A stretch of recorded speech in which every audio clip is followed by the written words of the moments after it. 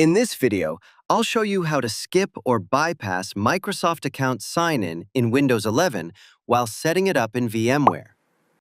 This quick and easy method lets you install Windows 11 without using a Microsoft account. Let's get started. Go to the VMware top menu and click on VM. Now, click on Settings.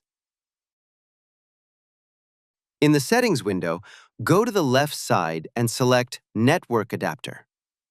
Under Device Options, uncheck Connected, then click OK. At this step, click Sign In, or if you see the next option available, click that. As you can see, we've successfully skipped the Microsoft Account sign-in option. Now, just name your PC and you're good to go. If this video helped you, let me know in the comments section. Don't forget to like and subscribe.